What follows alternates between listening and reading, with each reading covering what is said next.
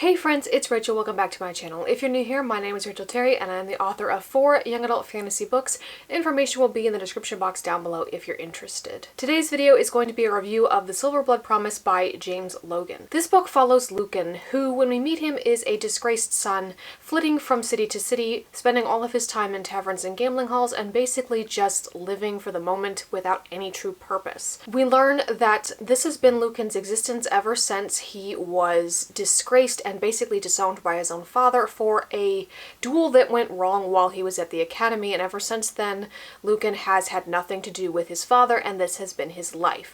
Up until his father's steward tracks him down in the city he's currently staying at to inform him that his father is not only dead, but has been murdered, and the murderer's identity is not known. However, before he died, Lucan's father left him a clue. 3 words written on a piece of paper that read only Lucan's own name, Sophrona, which is the name of a city, and Zandrusa. Lucan has no idea who or what Zandrusa might be, but he sets off to get answers and he travels to the city of Sophrona. He feels like he needs to do this because his relationship with his father was estranged, and now it's too late to make amends. All of the words that might have passed between them are now going to be forever unsaid, and so in order to make up for what happened in the past, Lucan feels like he owes it to his father to solve his murder. So he travels to the city of Sophrona, but while he's there he gets sidetracked and caught up in a plot to start a war between 2 factions of people.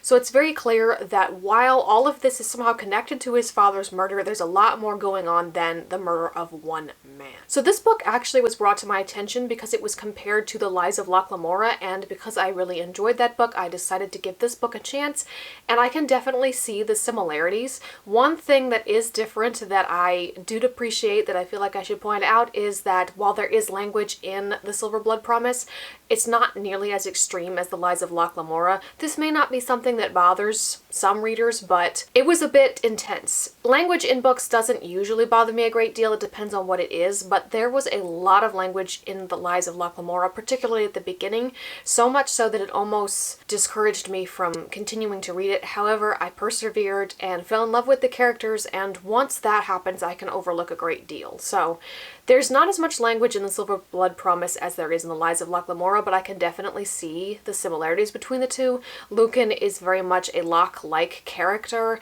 and he has to come up with these schemes and these ideas, and he has to pivot very quickly when things go wrong, and they often do. So I liked the characters in this story a great deal. Lucan can be a little bit frustrating at times because he has a habit of mouthing off. He doesn't really know when to stay quiet, but that's just part of his personality. But the character that I most enjoyed was Flea, who is a street urchin that Lucan catches trying to rob him, and instead of reporting her or punishing her, he basically uses her knowledge of this city, which he is not familiar with, to find his way around and start to investigate his father's murder.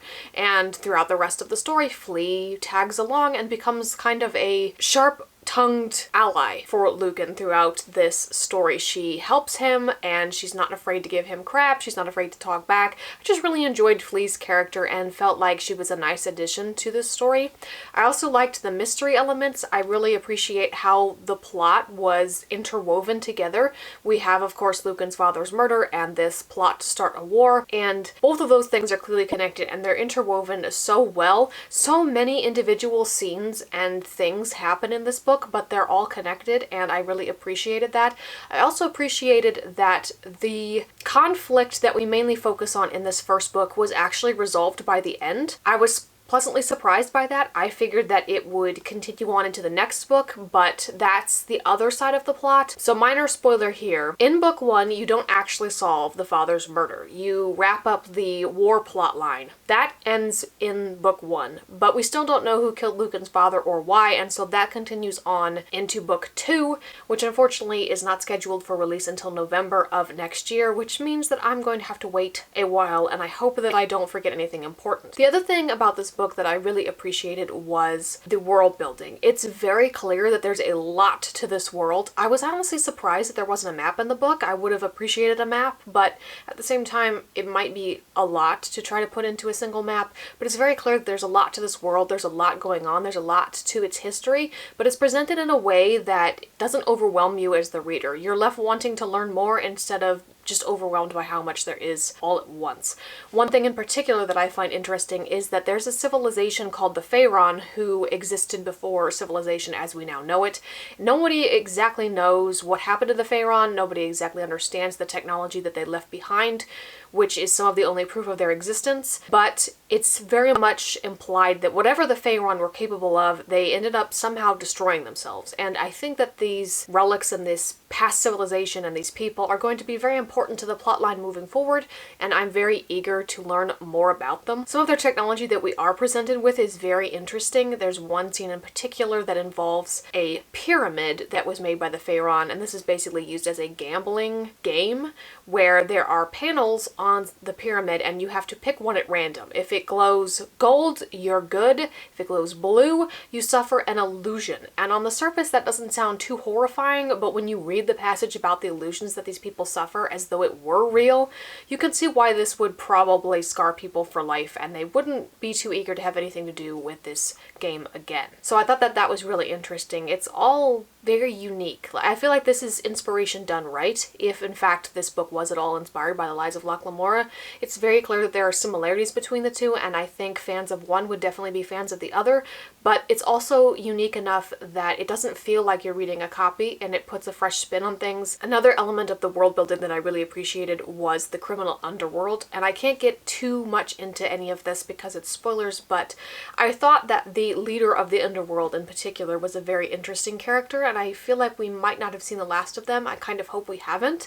So that was also really interesting. The pacing in this book is so good despite it being a decent length. It never felt boring. I wanted to know what was going to happen next, but at the same time it's one of those books where you don't really want it to end because once you do, it's over. And like I said, we have to wait a whole another year for book 2. But yes, I definitely think fans of The Lies of Locke Lamora will find much to enjoy in this book, and if you're looking for a sort of different epic fantasy with a mystery twist to it, I would definitely recommend checking this book out. So there you have it. Thank you for watching. If you enjoyed, feel free to leave a like, comment, and subscribe so you don't miss out on any future content. My name is Rachel Terry. I am the author of 4 young adult fantasy books, and I will see you in the next video.